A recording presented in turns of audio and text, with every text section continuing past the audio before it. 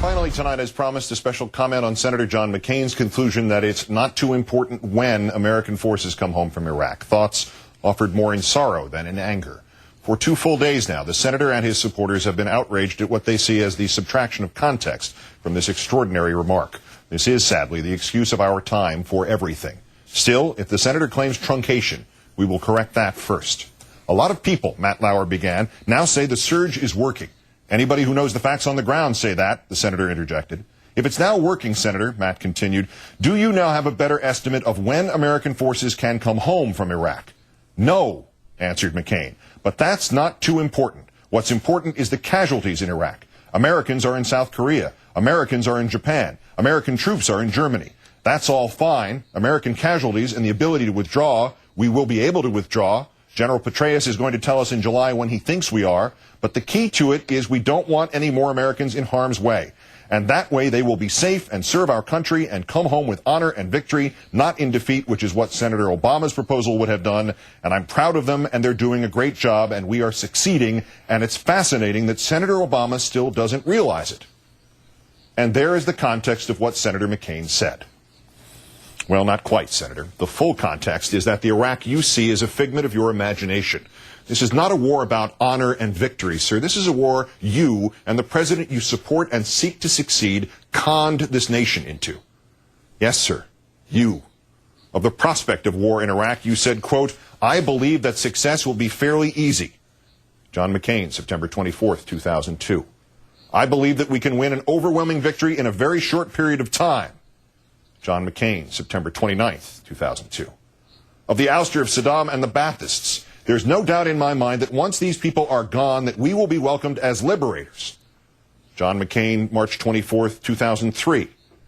Asked about a long-term commitment in Iraq, quote, are you talking about something in terms of South Korea, for instance, where you would expect U.S. troops to be in Iraq for decades? No, you answered. I don't think decades, but I think years. A little straight talk, I think years. And I hope that we can gradually reduce that presence. John McCain, March 18th, 2004. You were asked about the troops and the future. I would hope that we could bring them all home. I would hope that we would probably leave some military advisors, as we have in other countries, to help them with their training and equipment and that kind of stuff. I think one of our big problems has been the fact that many Iraqis resent American military presence. And I don't pretend to know exactly Iraqi public opinion, but as soon as we can reduce our visibility as much as possible, the better I think it's going to be.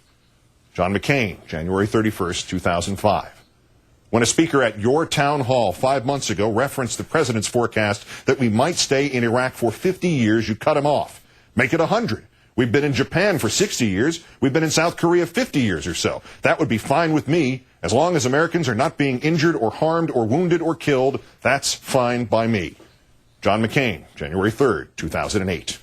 And your forecast of your hypothetical first term, sir. By January 2013, America has welcomed home most of the servicemen and women who have sacrificed terribly so that America might be secure in her freedom. The Iraq War has been won. John McCain, May 15th, 2008. That, Senator McCain, is context.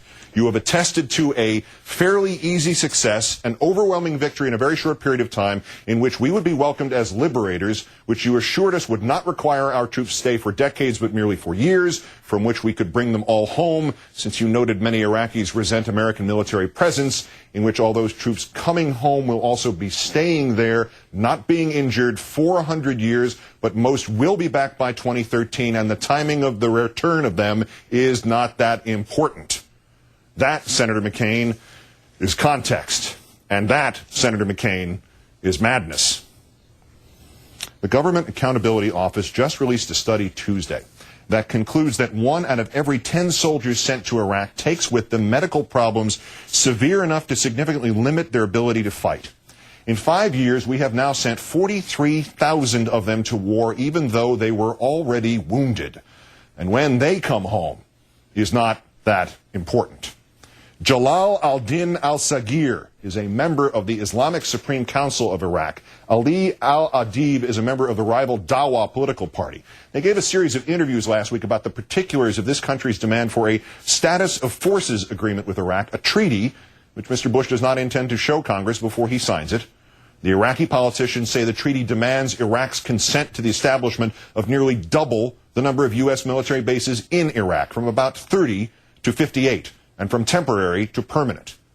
Those will be American men and women who must of necessity staff these bases. Staff them in Mr. McCain's M.C. Escher dream world, in which our people can all come home while they stay there for 100 years, but they'll be back by 2013. And when they come home is not that important. Last year, a 20-year-old soldier from the Bronx, on the day of his redeployment to a second tour in Iraq, said he just couldn't face the smell of burning flesh again. So Jonathan Aponte paid a hitman $500 to shoot him in the leg.